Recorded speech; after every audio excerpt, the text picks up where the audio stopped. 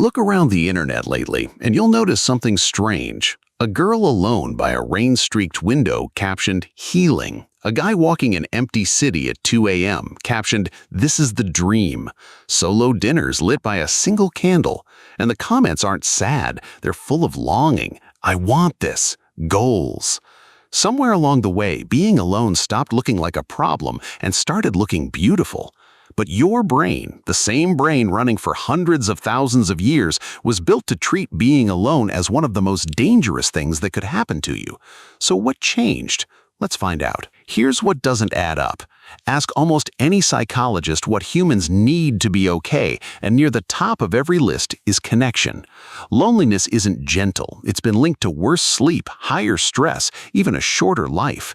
It's not a vibe. It's a warning signal your body sends, like hunger. And yet, look at the feed again. We're not running from loneliness anymore. We're aestheticizing it, taking the exact feeling researchers warn us about, wrapping it in warm lighting and a lo-fi soundtrack and calling it self-care. That's the puzzle. Why does being alone suddenly look like the goal instead of the problem? Because here's the worry. When you romanticize something, you stop trying to fix it. You start protecting it. To understand how we got here, you need one fact about your brain. For almost all of human history, being alone meant being in danger. No walls, no locks, no help. Your survival depended entirely on your group. They shared food, watched for threats, kept you alive. So evolution made being alone feel bad, almost like pain, to push you back to your people. That ache you feel when you're isolated too long, it's an ancient alarm saying, go find the others. It's not safe out here. That alarm is still installed in you today. But here's the twist. We built a modern world that, for the first time ever, makes being alone survivable. You can live by yourself, feed yourself, entertain yourself, and never need another human in the room. Your ancient alarm is screaming, but your modern life whispers back, it's fine, stay.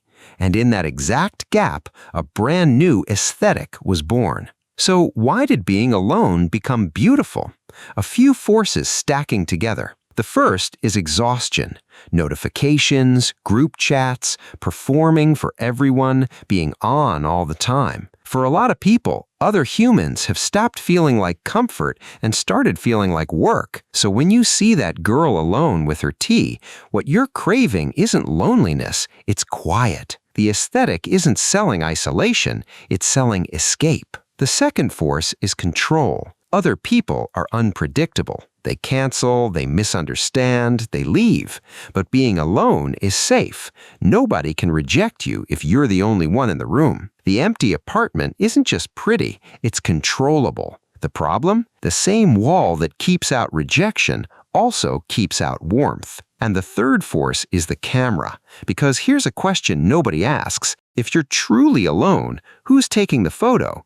Somebody framed it, chose the angle, and posted it for the likes. The aloneness aesthetic almost always has an invisible audience.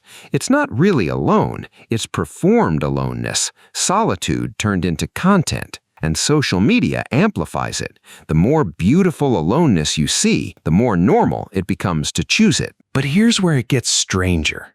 Because the aesthetic isn't just describing how people feel, it's quietly teaching them how to feel. It's making isolation feel like a personality instead of a problem. There's a huge difference between being alone and romanticizing being alone. Everyone needs solitude. That's healthy.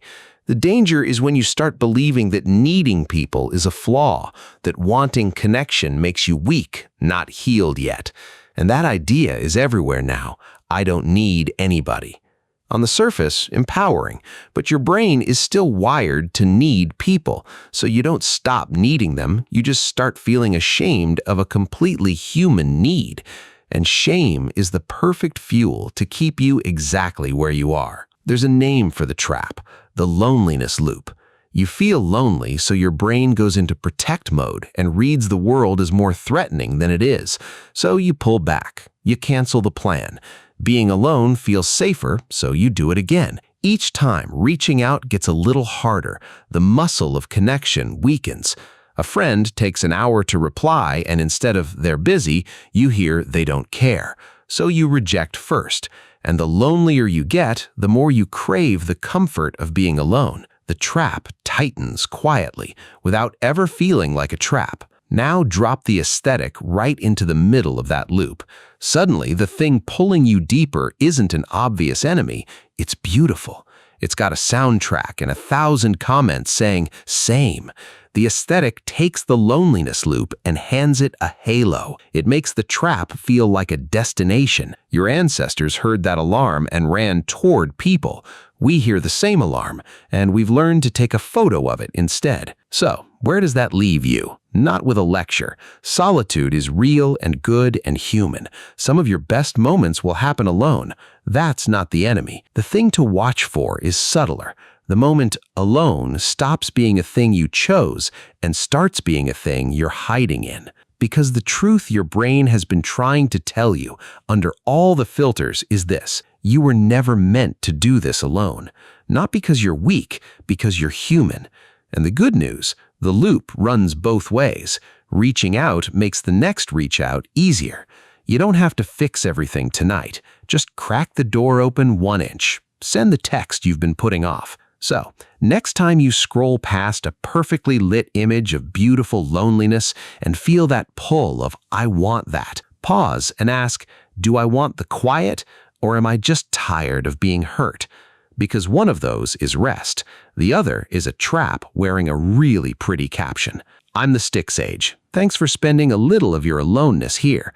And maybe, after this, go text someone back.